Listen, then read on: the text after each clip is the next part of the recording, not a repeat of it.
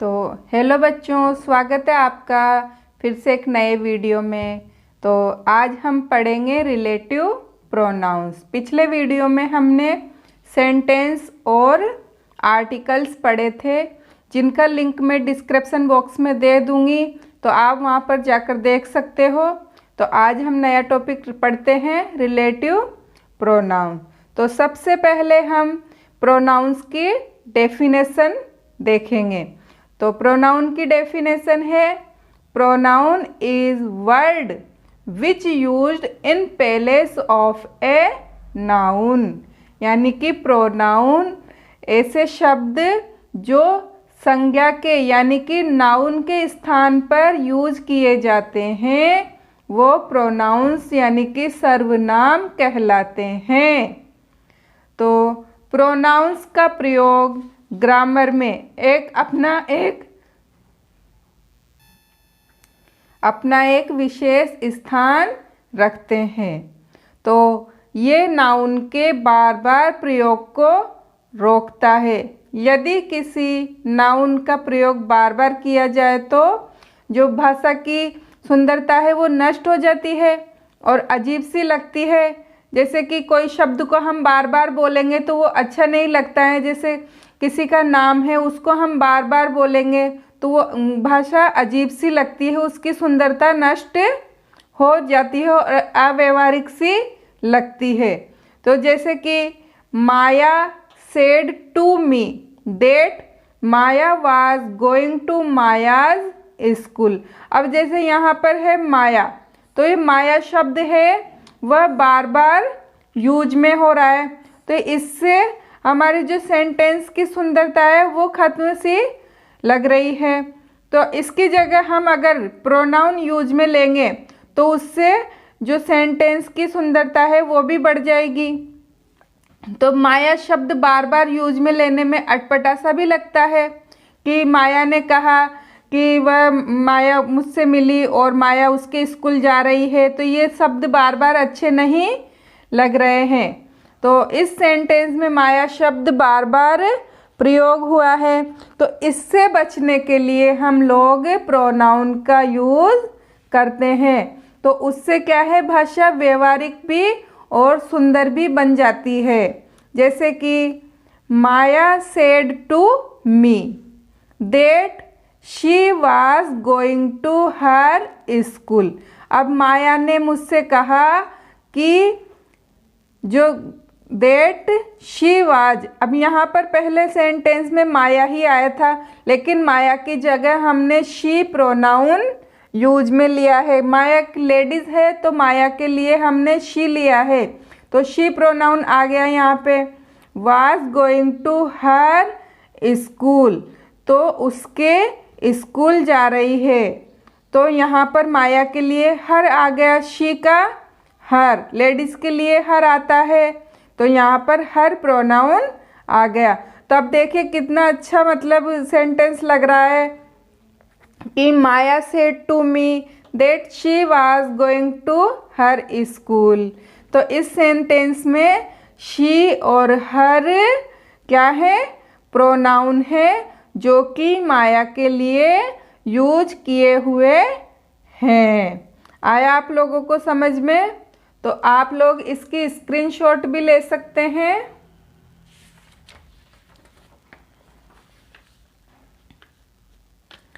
अब है relative pronoun. तो रिलेटिव प्रोनाउन क्या होते हैं वो हम आज पढ़ेंगे। तो वह प्रोनाउन जो दो वाक्यों को जोड़ता है, यानी कि जो दो सेंटेंस को जोड़ता है, वो शब्द क्या होते हैं, प्रोनाउंस होते हैं। जैसे तथा अपने एंटीसीडेंट नाउन, यानी कि एंटीसीडेंट क्या होता है, पूर्वगामी, यानी कि जिनका नाम पहले भी आ चुका है, वो शब्द होते हैं एंटीसीडेंट। तो एंटीसीडेंट शब्द से संबंध जोड़ता है, वो क्या कहलाते हैं, रिलेटिव प्रोनाउन। तो जिस नाउन से रिलेटिव प्रोनाउन अपना संबंध जोड़ता है वह एंटीसीडेंट कहलाते हैं। जिस नाउन से रिलेटिव प्रोनाउन अपना संबंध जोड़ता है वह नाउन क्या कहलाते हैं? Antecedent noun. तो और जो रिलेटिव प्रोनाउन का नंबर, जेंडर और पर्सन उसके एंटीसीडेंट के अनुसार ही होता है। जो रिलेटिव प्रोनाउन का नंबर यानी कि वचन, जेंडर यानी कि लिंग और पर्सन, तो ये सब उसके किसके हिसाब से होता है? एंटीसीडेंट के हिसाब से। अब जैसे हमने अभी पढ़ा कि माया, तो माया लेडीज है तो उसके लिए हमने शी लिया, तो उसके और वचन, तो जैसे एक वचन है तो उसमें एक वचन एंटीसीडेंट लेंगे, एक वचन रिलेटिव प्रोनाउन लेंगे। और अगर मतलब बहुवचन है तो उसमें हम जो बहुवचन ही प्रोनाउन लेंगे। तो इनका क्या होता है? रिलेटिव प्रोनाउन का नंबर, जेंडर और पर्सन उसके एंटीसीडेंट के अनुसार ही होता है, क्योंकि रिलेटिव प्रोनाउन दो सेंटेंस के जोड़ने के काम में आता है। एक तरह से ये कनेक्टिविटीज के रूप में भी काम करता है, ये दोनों को कनेक्टिव करता है। तो अब हम इसके एग्जाम्पल देखते हैं। तो this is the camera which I have recently boat. तो यह वह कैमरा है जो मैंने अभी रिसेंटली खरीदा है। तो अब इसमें एक सेंटेंस तो यह है कि दिस इज द कैमरा और दूसरा है आई हैव रिसेंटली बोट। तो इनको जोड़ने का काम कौन कर रहा है? विच प्रोनाउन इनको जोड़ने का काम कर रहा है कि यह वह कैमरा है जो मैंने रिसेंटली खरीदा है। You can by the books that you need. तुम अपनी ज़रूरत की बुक्स खरीद सकते हो। तो यहाँ पर भी दैट इन दोनों को कनेक्ट करने के यूज में हुआ है। अब है the boy whom you helped is very poor। तो जिस लड़के की तुम हेल्प करते हो वह बहुत गरीब है। तो यहाँ पर ये whom एक प्रोनाउन है जो इन दोनों को जोड़ने के काम में लिया गया है। अब है the man who stole your purse has been arrested. तो जिस आदमी ने तुम्हारा पर्स चुराया था उसको गिरफ्तार कर लिया गया है। तो यहाँ पर भी हु प्रोनाउन वाक्य को जोड़ने के काम में आया है। This is the boy whose purse you stole. यह वही लड़का है जिसने तुम्हारा पर्स चुराया था। तो हुज भी प्रोनाउंस है, इन दोनों को जोड़ने में यह यूज में किया गया है। तो इन सारे सेंटेंस में विच, दैट, whom, who, whose हैं जो रिलेटिव प्रोनाउंस हैं और ये दो सेंटेंस को जोड़ने का काम कर रहे हैं। तो देखा ना हमने, ये दो सेंटेंस को जोड़ रहे हैं। यहाँ पर पहला सेंटेंस है ये और इसके बीच में विच आ गया प्रोनाउन, रिलेटिव प्रोनाउन। तो इस सेंटेंस को और सेकंड सेंटेंस को यह जोड़ने का, कनेक्ट करने का काम कर रहा है। तो इस सभी सेंटेंस में हमने रिलेटिव प्रोनाउन यूज में लिया है। तो ये दो सेंटेंस इससे जुड़ रहे हैं।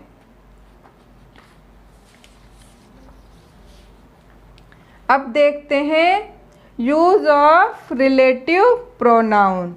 तो हम कौन सा प्रोनाउन पढ़ेंगे? हु रिलेटिव प्रोनाउंस पढ़ रहे हैं हम अभी। तो इसका प्रयोग जिन दो सेंटेंस को जोड़ने के लिए किया जाता है उनमें से दूसरे वाक्य के सब्जेक्ट की जगह पर हु रखकर जोड़ते हैं। यानी कि यह दो सेंटेंस को जोड़ने के काम में लिया जाता है और जो दूसरा सेंटेंस है उसका जो सब्जेक्ट होता है उसकी जगह हु को रखकर जोड़ते हैं। इसका प्रयोग है वह केवल पर्सन यानी कि व्यक्तियों के लिए ही किया जाता है और हु अपने एंटीसीडेंट के बाद रखा जाता है। जो एंटीसीडेंट्स होते हैं उनके बाद ही हु रखा जाता है। तो इसके एग्जाम्पल हम देखते हैं। ही हु सीक्स फाइंड्स, तो वह जो ढूंढता है। तो यहाँ पर ही है एंटीसीडेंट्स, तो इसके बाद में रिलेटिव प्रोनाउन आ गया। तो ही हु सीक्स फाइंड्स, वह जो ढूंढता है। अगला है the man who is there is my uncle.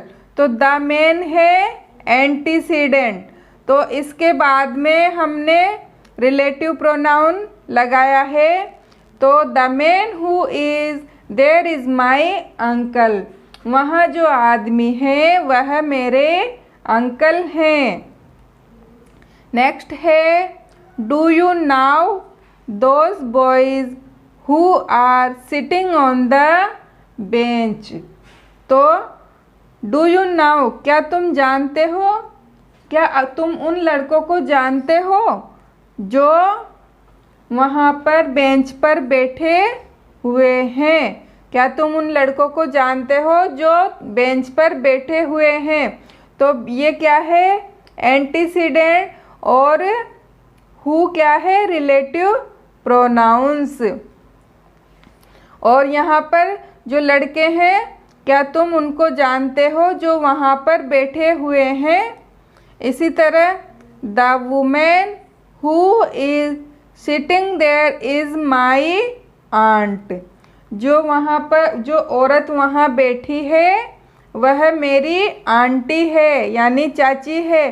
तो द वुमेन क्या है एंटीसीडेंट वर्ड है और इसके बाद में हमने हु रिलेटिव प्रोनाउन यूज में लिया है।